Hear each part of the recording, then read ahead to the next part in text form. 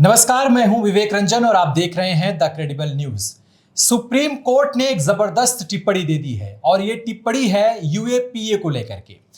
चेन्नई में 24 मई 2024 को कुछ लोगों को गिरफ्तार किया गया था और कहा गया था कि वो भारत में इस्लामिक कल्चर को स्थापित करना चाहते हैं, भारत की संप्रभुता, अखंडता और एकता को नष्ट करना चाहते हैं। हालांकि अब सुप्रीम कोर्ट ने कहा है कि मामला कितना भी गंभीर हो, लेकिन संविधान और कानून को दरकिनार नहीं किया जा सकता। इस मामले में सुनवाई करते हुए सुप्रीम कोर्ट ने 3 आरोपियों को बरी कर दिया है, पुलिस की गिरफ्त से उन्हें बाहर कर दिया है और यह कहा है कि आरोप भले उन पर हों, लेकिन आप जांच कर सकते हैं, लेकिन गिरफ्तार नहीं कर सकते। इस पूरे मामले के लिए सीधा चलते हैं हम। हमारे साथ हैं अशोक कुमार पांडे सर। सर, ये खबर जो अब निकल कर आ रही है, इससे बहुत सारे लोगों पर जो यूएपीए कानून का जिस तरीके से दुरुपयोग किया जा रहा है, लोगों को आस तो जगी है, लेकिन क्या होगा इसमें कुछ? देखिए, पहले तो मामले को समझना पड़ेगा। एक चीज देखनी पड़ेगी कि सोशल मीडिया पर किसी ने कुछ लिखा और आप उसको उठा लेते हैं। क्या सोशल मीडिया पर लिखना जो है वो वाकई देशद्रोह है? क्या केवल लिखने की वजह से कोई देशद्रोह है?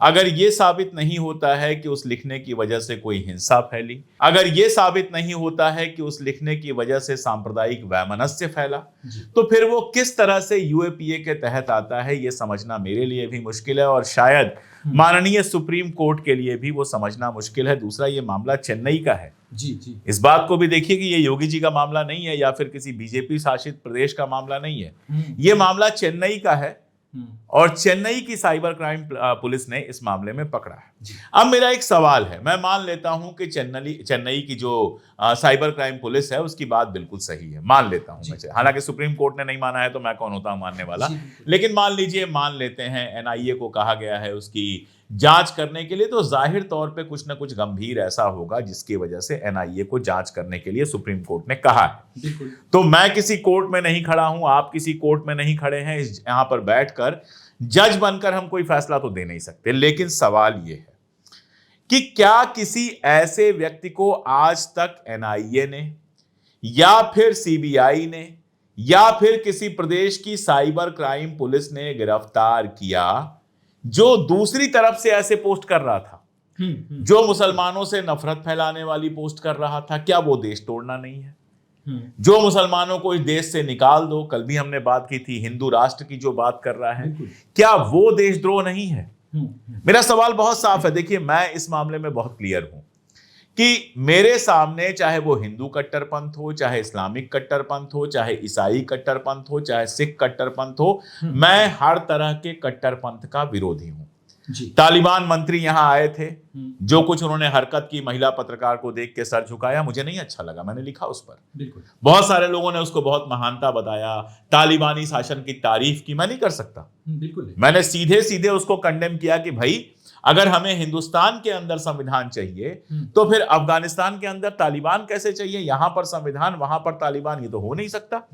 महिलाओं के साथ जो कुछ उन्होंने किया है, बच्चों के साथ जो कुछ किया है, सारी संस्थाओं को जिस तरह से एकदम महिलाओं से मुक्त कर दिया है, महिलाओं की लिखी किताबें तक नहीं पढ़ाई जा रही। जब पूछा गया महिला शिक्षा का तो मदरसों का सिर्फ नाम लिया उन्होंने, मॉडर्न एजुकेशन है नहीं।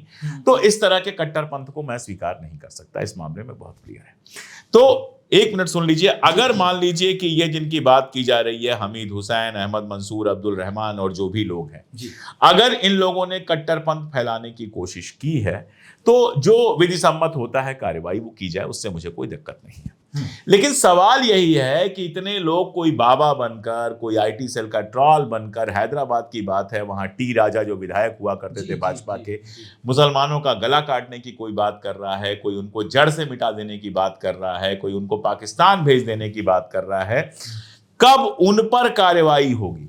जब आप उन पर कार्रवाई करेंगे, उनमें से कुछ के ऊपर यूएपीए लगाएंगे। हालांकि मेरा मानना है कि UAPA rarest of the rare cases में लगाना चाहिए। हर मामले में यूएपीए को जो मूंगफली बना दिया गया है वो कोई अच्छी बात नहीं है। पहले से ही हमारे संविधान में उसके लिए पर्याप्त निराकरण है और उनके अनुसार से उनके ऊपर केस करके जिस दिन आप गिरफ्तार करेंगे, मैं कहूंगा ठीक है, इनको भी गिरफ्तार कीजिए, उनको भी, दोनों को। सर, इसी में एक सवाल ये भी उठता है अब कि जब यह बात सुप्रीम कोर्ट जस्टिस सुंदरेश जी और जस्टिस पंचोली जी ने कहा कि अब संविधान के कानून को भी ध्यान में रखना होगा, सिर्फ राष्ट्रीय सुरक्षा के नाम पर आप किसी को ऐसे परेशान नहीं कर सकते, उमर खालिद और शर्जील इमाम पर भी यही मामला चल रहा है, उन पर तो चार्जशीट भी नहीं है। तो क्या इस टिप्पणी का कुछ असर पड़ेगा? क्या कुछ देखिए, यूएपीए का मैं एकदम साफ कह रहा हूं कि इस्तेमाल राजनीतिक विरोधियों को निपटाने और मुसलमानों को परेशान करने के लिए किया जा रहा है। उमर खालिद, शर्जील इमाम और बाकी लोगों को तो 5 साल हो गए। अभी सोनम वांगचुक को गिरफ्तार किया गया और उनकी पत्नी को यह पता नहीं था कि किस मामले में गिरफ्तार किया गया, उनका दोष क्या था यही नहीं पता है। आज जब हम लोग बात कर रहे हैं तो 1 महीना पूरा हो गया सोनम वांगचुक को जेल में गए। अब एक आदमी 1 महीना जेल में रह गया, लोग भूल गए, कहीं बात नहीं हो रही है, कोई वीडियो नहीं बन रहा, कहीं कुछ नहीं। बीच बीच में हम लोग सोशल मीडिया पे लिखते रहते हैं, कुछ लेह लद्दाख के लोग लिखते हैं। और इस 1 महीने में ना आपको, ना हमको, ना सोनम की पत्नी को ये पता चला है कि आखिर वो किस अपराध में गिरफ्तार किया। तो ये जो पूरा का पूरा खेल चला, और ये वही सोनम वांगचुक हैं जो नरेंद्र मोदी के समर्थक हुआ करते थे। ये वही सोनम वांगचुक हैं जिनका हमारी सरकार जो है वो जबरदस्त अभिनंदन किया करती थी। लेकिन एक मुद्दा उन्होंने उठाया, अपने लद्दाख को उन्होंने आदिवासी इलाके का, आदिवासी संप्रभुता की मांग कर दी, और देश के भीतर तिरंगे झंडे के नीचे और वो राष्ट्रद्रोही हो गए और उनके ऊपर केस हो गया, 1 महीने अंदर चले गए। इससे बड़ा कोई एग्जाम्पल नहीं है इसको समझने के लिए। तो इस मामले में तो मैं बिल्कुल क्लियर हूं। ये जो स्पेसिफिक मामला आपने उठाया, इसकी बात तो आगे तय होगी, लेकिन इस मामले में भी बिल्कुल क्लियर कर दिया सुप्रीम कोर्ट ने कि ये यूएपीए लायक मामला नहीं था। तो बाकी की तो आप बात ही छोड़ दीजिए। ये ज्यादातर मामले ऐसे हैं जिन पर अगर माननीय सुप्रीम कोर्ट ने अगर ऐसे ही देखा होता तो इन ज्यादातर मामलों में यूएपीए लगाने का बेस ही गलत निकलेगा। वैसे ही जैसे ईडी रेड करती है 100 जगह तो 2 जगह केस कर पाती है जी, लेकिन परेशान तो 98 होते हैं ना बचे हुए जी। तो चलिए दर्शकों, आ जाते हैं आपके सवाल पर, सवाल जवाब पर। और बहुत 2 सवाल आए हैं, बहुत साधारण से सवाल हैं, लेकिन ये है कि जनता ये ज़रूर उम्मीद करती है हमारे शो में कि सर उसका वाजिब जवाब देंगे। महमूद आलम ने पूछा है, क्या कोई संवैधानिक संस्था संविधान के अनुसार काम कर रही है? अगर नहीं तो हमारा संविधान इतना बेबस, लाचार और कमज़ोर क्यों है? महमूद आलम जी को हमारी तरफ से नमस्कार, सलाम। बड़ा सवाल है ये, और ये सवाल ऐसा है जिसका जवाब बहुत आसान नहीं है। मैंने कल के वीडियो में एक बात कही थी कि जब लोगों का दिमाग हैक कर दिया जाता है तो बाकी सब अपने आप हैक हो जाता है। धर्म के नाम पर जो नफरत फैलाई गई है, राष्ट्रवाद की झूठी घुट्टी, जिसमें जो सरकार के खिलाफ है वो एंटी नेशनल है, जो सरकार के समर्थन में है वो नेशनल है, ये सब करके जनता को ऐसा उलझा दिया गया है कि जनता इसी में मस्त है। उसको समझ में ही नहीं आ रहा है कि उसके संवैधानिक अधिकार, उसका जीने का अधिकार, ये सारा कुछ इसकी आड़ में छीन लिया जा रहा है। इसीलिए संस्थाओं पर जब कब्जा हो रहा है तो कोई बड़ा विरोध नहीं हो रहा है। कुछ पॉलिटिकल पार्टीज बोल रही हैं, लोग कहते हैं सड़क पर उतरिए। अरे भाई, सड़क पर वो तब उतरेंगी जब लोग उनके साथ खड़े होंगे। अकेले सड़क पर उतर के मिलेगा क्या?